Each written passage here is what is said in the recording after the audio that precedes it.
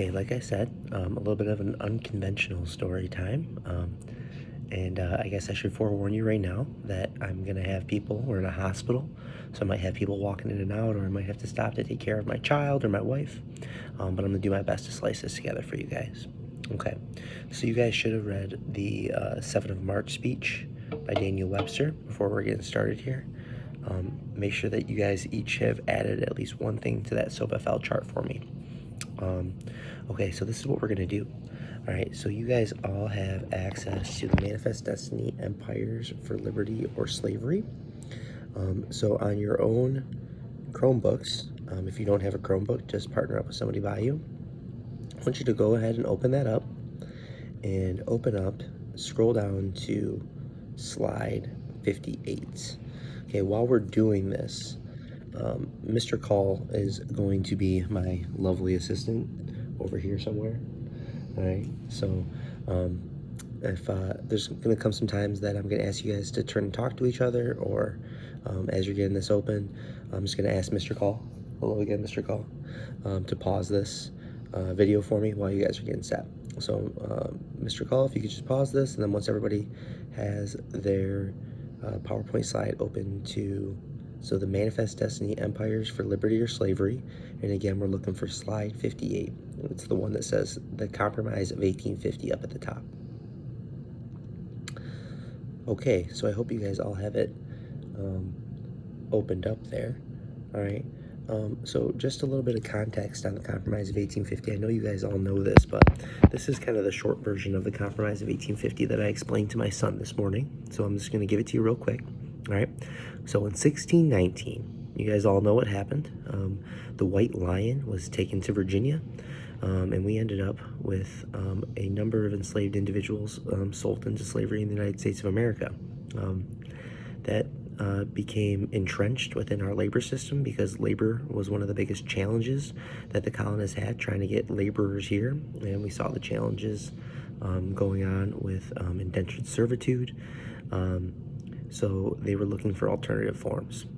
So we have slavery that gets entrenched as a system of labor in the United States of America. We end up creating a system of race in order to make that more applicable and easy for people to understand in their own minds. Fast forward to 1789. At that point, it is already just solidly a part of the United States of America. And even though many of our founding fathers or deliberating daddies had owned slaves, they all, for the most part, acknowledged that it was a necessary evil. But they allowed it, they didn't have a good way of getting rid of it. So they allowed it to exist in the Constitution, and they thought it was going to naturally dry out. Unfortunately, it does not. Okay, Mr. Call, why don't you go ahead and pause this video, and I'm going to ask you guys to come up with 2 to 3 reasons why slavery doesn't actually die out in the United States of America. Okay, so I'm almost positive that somebody in this room said the cotton gin, as you guys know. Some other things that are worth knowing is we have the Louisiana Purchase, which gives us a wide array of lands to the west, which allows slavery to expand even farther. Because remember, one thing that the agriculture needs is a constant supply of new land. The other thing that I want you guys to think about as we're moving forward into this time period, the shift is going to go from people, the perpetuators of the system of slavery are going to move from thinking of it as being a necessary evil, and instead they're going to start thinking of it as a positive good. So they're actually going to start making the argument that not only is it not just something that just exists and we need to have it, but it's actually good for the country. It's good for society. It's good for law and order. That's an argument that you will see a lot of people make. And weirdly enough, they're going to argue that it is actually good for the enslaved individuals of African American individuals. So it is going to be something that does not die out naturally, and we're going to move into, as we're moving west into the Louisiana Purchase, we end up with the Compromise of 1820, also known as the Missouri Compromise. And the compromise that we strike is essentially that everything below 3630 is going to be a slave state, everything north is going to be a free state, and that it's going to keep this holy balance in the Senate. And that's going to work for just about 30 years. But with the administration of James K. Polk, we have a massive expansion of Western holdings of land, and it's going to kind of reignite this issue of where and how slavery is going to exist in the world. So we're going to see that this is going to be something that's going to be brought forward by Henry Clay.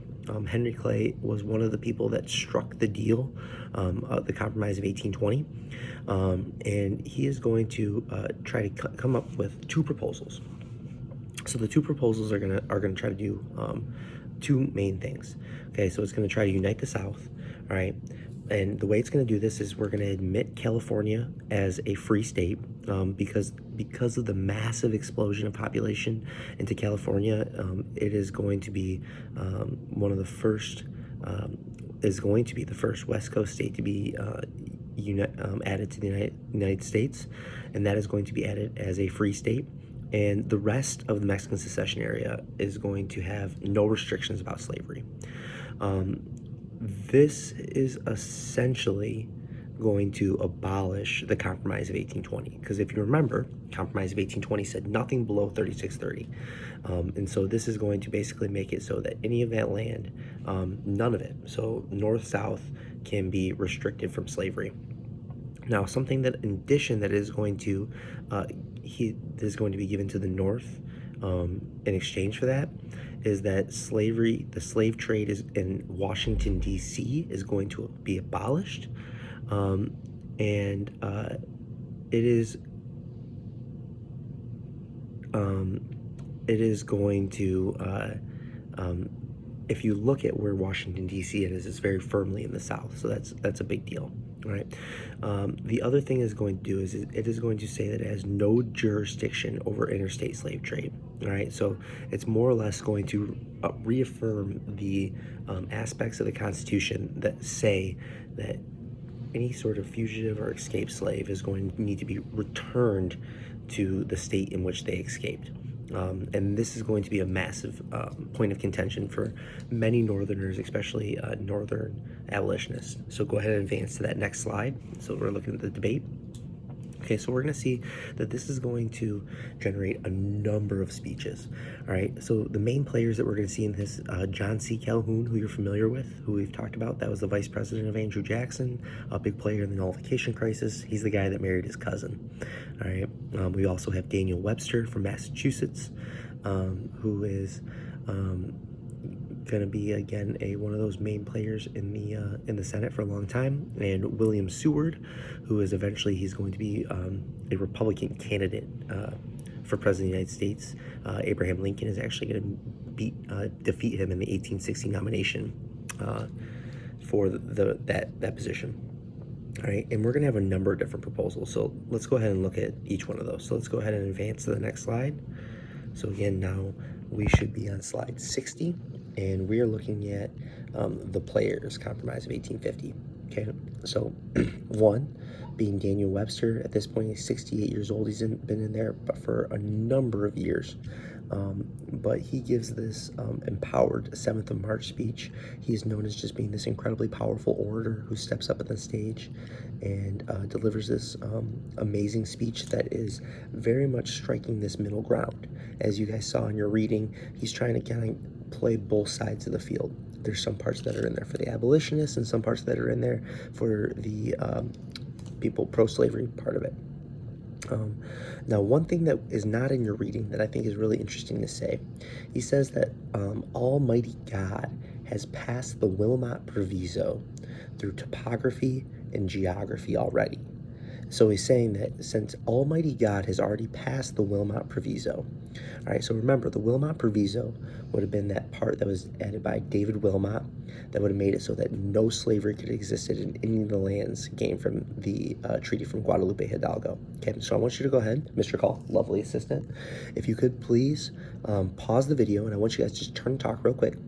All right, and I want you to just go ahead and talk with each other about why is it that through topography and geography, God has already passed the Wilmot Proviso. All right, Mr. Call, if you could. Okay, and we're back. All right. Okay, let's go with Trevor. Why? I'm just kidding. I can't actually hear what you're going to say, so that wouldn't make sense. Okay, so just 1 second. Yep, okay. All right, yeah, no, I'm just kidding. So, all right, I gotta pause it.